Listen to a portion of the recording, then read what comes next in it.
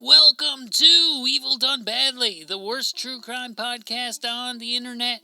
We've got a groundbreaking episode this time. This time, we've got a guy who did something so heinous, so despicable, that this very act acquired its own catchphrase, and we still use it to this day. This topic was suggested by listener Jeff G, and I have a feeling it's going to be a bit of a crazy one.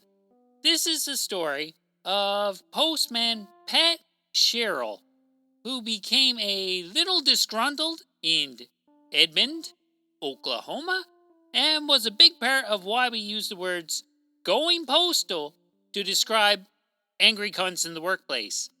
Now, I know what you're asking yourself. Did Postman Pat have a black and white cat? Well, not as far as I know. But he did own a pit bull at one time.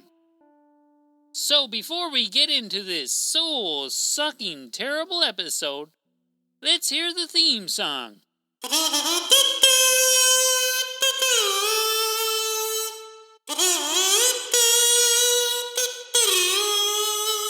This episode of Evil Done Badly is brought to you by the fine folks over at manshape.com. Are you hairy and smelly all over? Are your parts misshapen? Well, Manscaped has the solution for you. Our deluxe grooming kit includes enough sterile utensils to dismember all the parts of your body that you don't like. Varicose veins? Give yourself a below-knee amputation. Arthritis in your fingers? Our automatic limb lopper will remove your hands with minimal effort. Is your face ugly? Take off your head with our home decapitator. Guaranteed to behead in one slice or your money back. Order now and receive a second grooming kit for free. Just pay shipping and handling. Get it now. And when you're done removing your deformed limbs, please sign up to the Wide World of Paranormal Investigations group on Facebook. It's a funny place with over 10,000 silly members. It's a great place to hang out. Now back to the show. Patrick Henry Sherrill was born on November 13th, 1931 on a farm in rural Oklahoma and moved with his family to Oklahoma City in the 1950s. So it's a big adjustment for this little bumpkin, and he has trouble fitting in. He's overly tall, prematurely balding, shy, and awkward. As you can tell, he hasn't got a whole lot going for him. But what he does have is a buff, sexy, farmer boy build. So he gets pretty seriously into athletics and girls. The problem is, when girls see him, they're like, ew. But as far as sports go, he's good at what he does, and he gets some respect from the coaches. He letters in 3 sports, which I guess is impressive. I'm not the most athletic guy, and I have no idea why letters on someone's clothes mean that they are in some way superior to me. There's a very good chance they are superior to me, at least in athletics. Now, if they ever give out letters for backgammon, I would have had the whole fucking alphabet on my jacket. So, he gets a letter for football. But he wasn't that much of a team player. He really excelled in one-man sports, namely discus and wrestling. Wait a minute. Wrestling's a 2-man sport. Specifically, it's a 2-man sport in which both men are in spandex, rolling around on the floor, spooning each other vigorously. Sounds like the only letters involved here are, well, S and M. Either way, he's good at a couple of sports and gets encouragement from the school. And that's about the end of that. From here on out, Pat is going to find it hard to get any kind of respect from anybody. For one thing, he's a horny, balding man in high school, and he becomes smitten with a girl. and she completely ignores him and his horniness. I'm pretty sure he was smitten with more than one girl from his school. He's young, he's horny, so he's smitten with fucking everybody. But this particular girl that made him horny, that stole his heart, this girl will pop back into the story now in a minute. He graduated from high school and joined the Marine Corps. He, unfortunately, became an expert in weapons and marksmanship. He was discharged after 3 years with a clean record and no idea how to acclimate back to a civilian existence. He didn't have a fucking clue what he was going to do with the rest of his life.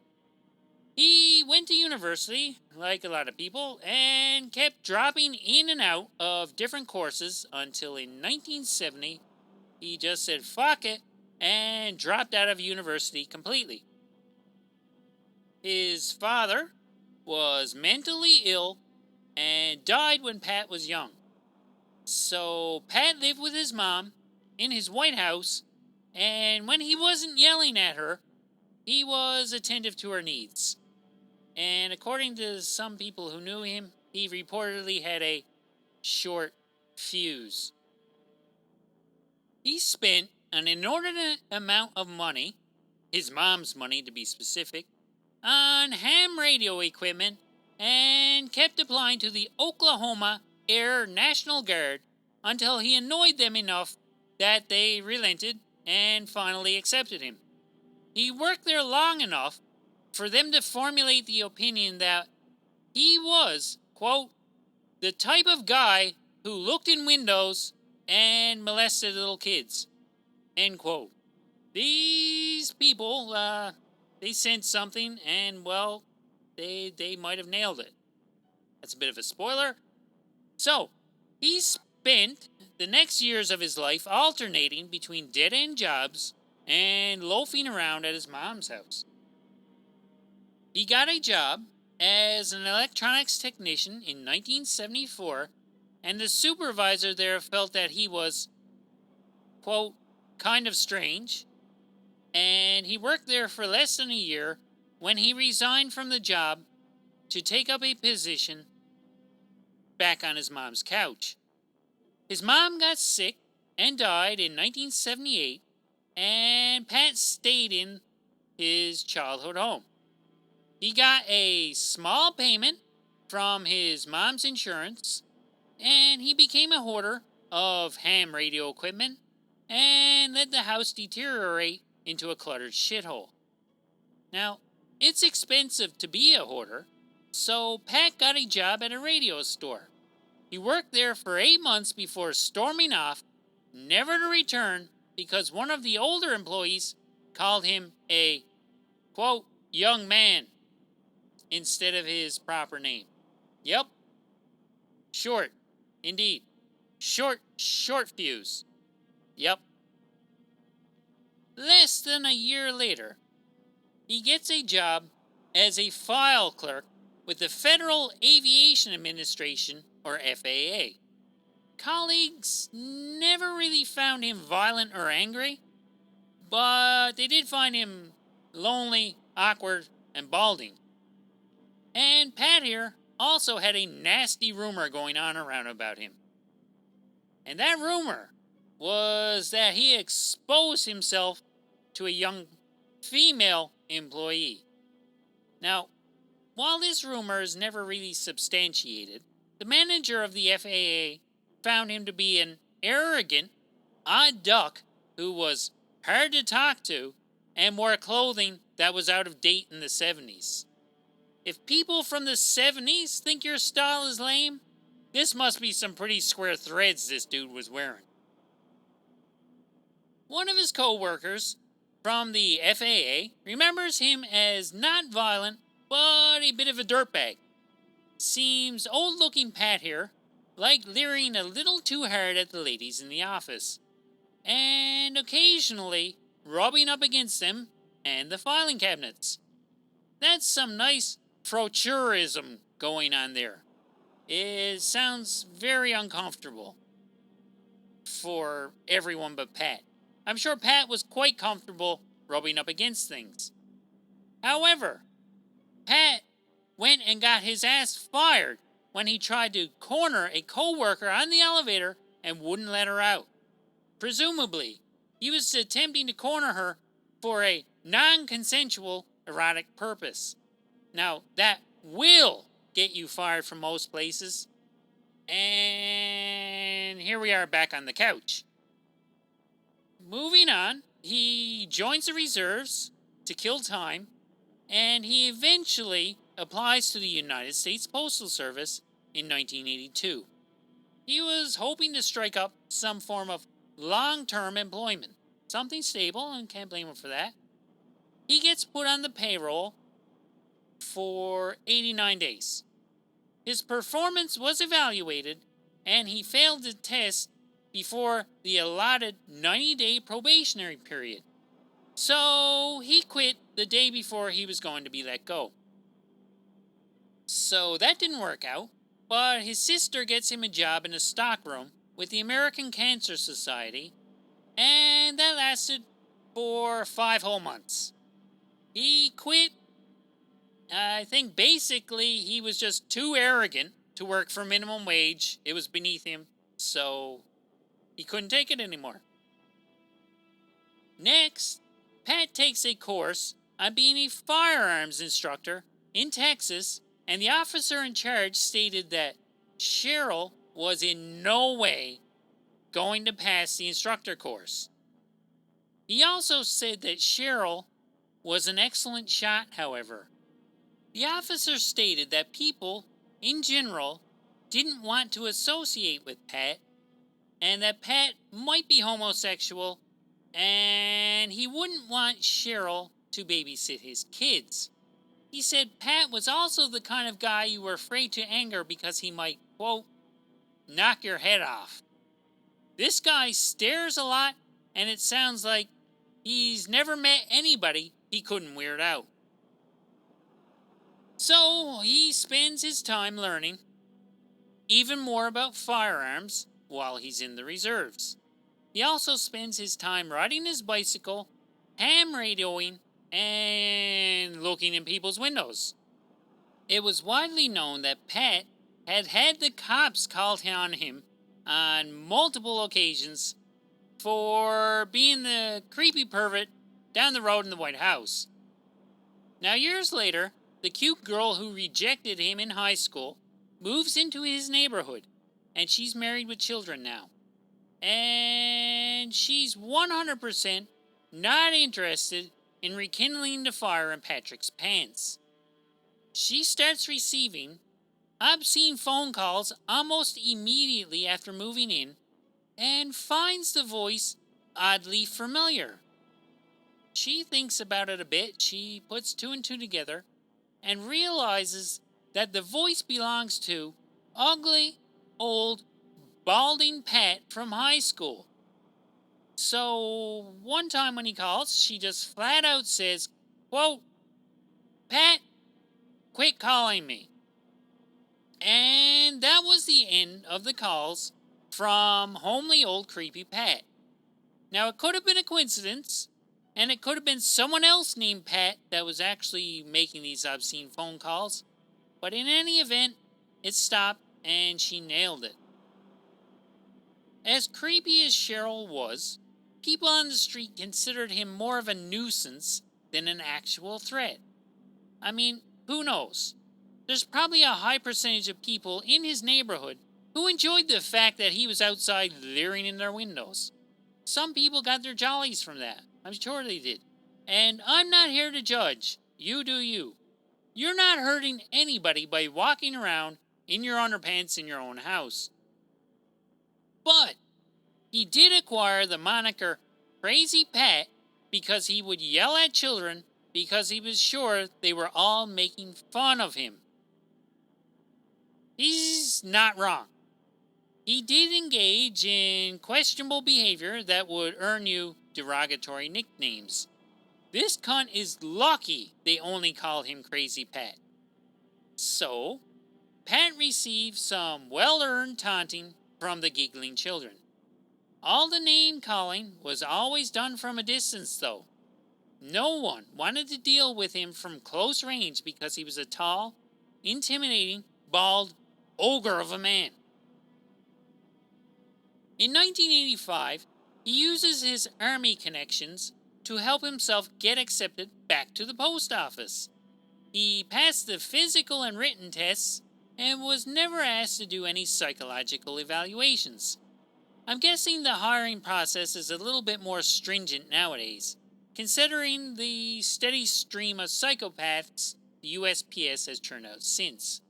In case you're wondering, the USPS does not enjoy people using the term going postal to describe workplace violence. But, as yet, they've been unable to contain any of it. It's punchy, it's clever, and it gets the point across. It ain't ever going away. So, Pat squeaks through the hiring process and earns a part-time position as a letter carrier. He gets full-time hours for the first year and comes out of it earning about $13,000. That can probably buy plenty of nerdy radio equipment in the mid-80s.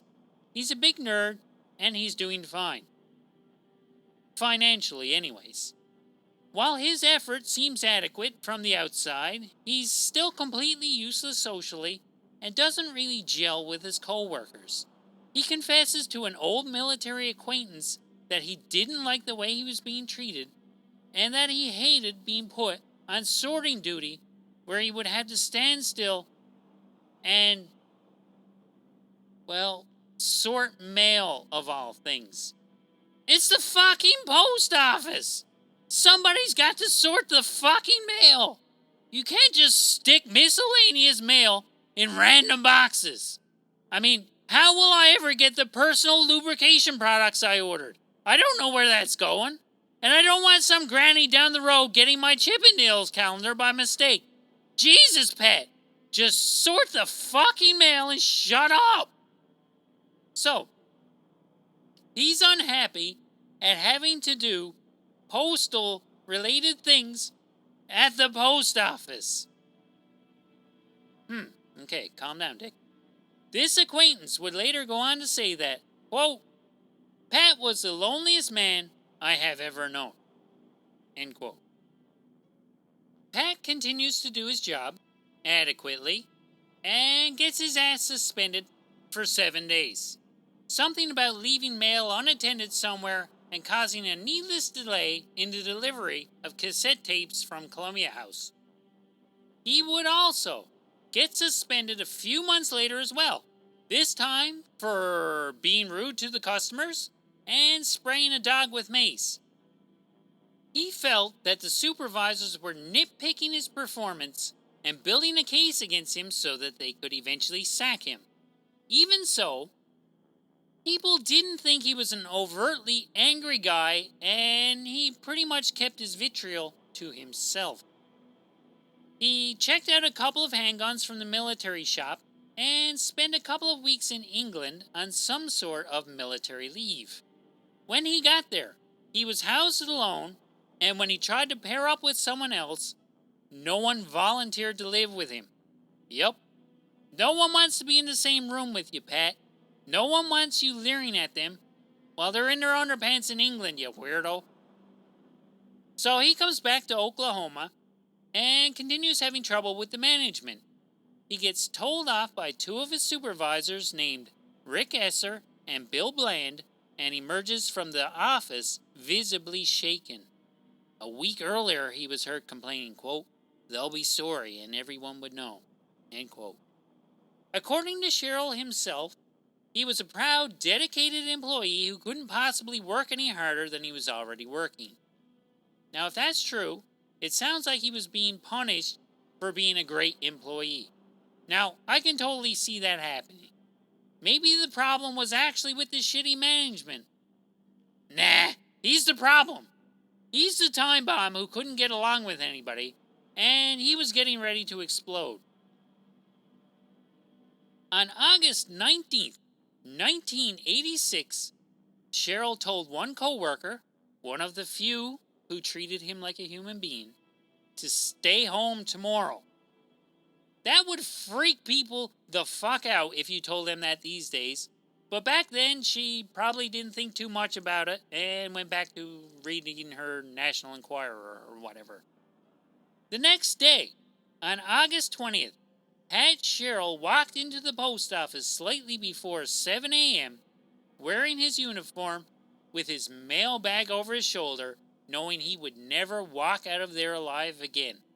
He entered from the east side parking lot, carrying a pistol in his right hand, and went inside in search of managers. He found manager Rick Esser and Mike Rockney standing near a table. He leveled his pistol at the two men and began firing, killing both of them. Once the 50 or so workers realized that shit just got real inside, chaos ensued. People started screaming, running for the exits, or trying to find some place to try and hide from Sherrill's bloody rampage. Some would escape, some would evade Sherrill's attacks, and some would be hit with bullets and play dead in hopes that Pat would move on and leave them alone. Pat followed the escaping workers into the parking lot and fired more bullets, killing Jerry Pyle next to his old Volkswagen. Sherrill then went back inside to hunt down more co-workers. Hubert Hammond witnessed Pat firing 2 shots at William Nimno, and when Pat turned towards him with his gun drawn, Pat declined to shoot him. Sherrill was a maniac, but I guess he was a discriminating one who didn't deem it necessary to kill all the innocent bystanders. Hubert Hammond had done something to earn the right to live, at least according to Pat Sherrill.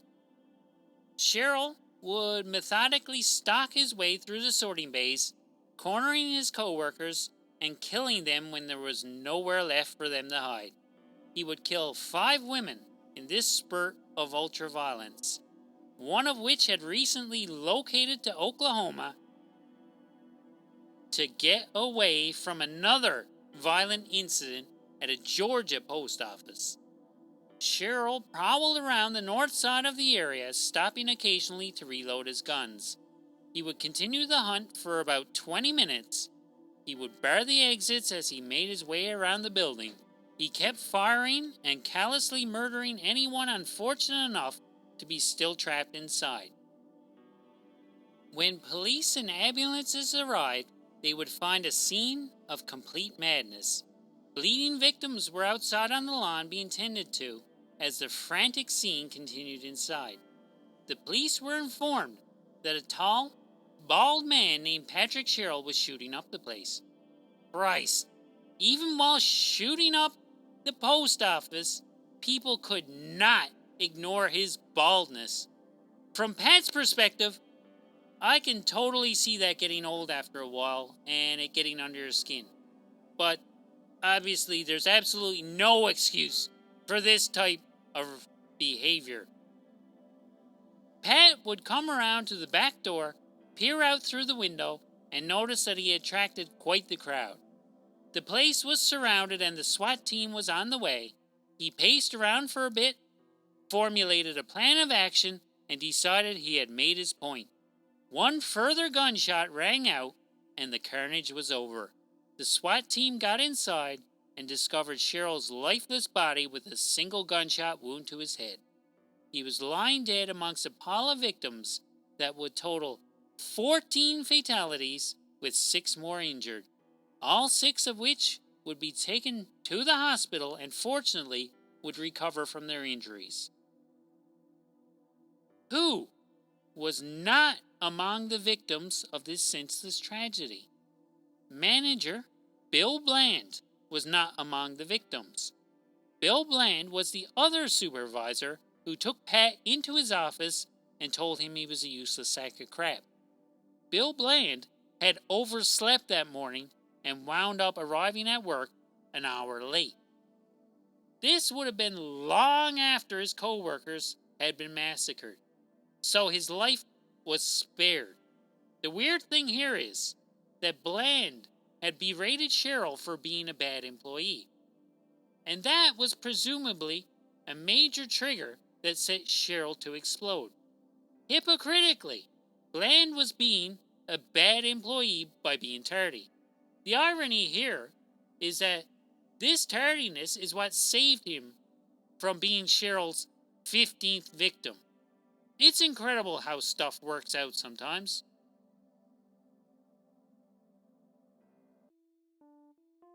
And there you have it. The 20-somethingth episode of Evil Done Badly, the worst true crime podcast on the internet, is in the books. I hope you enjoyed our story this week, and I hope you found it slightly educational. In this episode, we've learned the origin of the term going postal, and it's not a very feel-good explanation at all. But that's pretty much par for the course around here. These are not happy stories, but I hope you enjoy them nonetheless.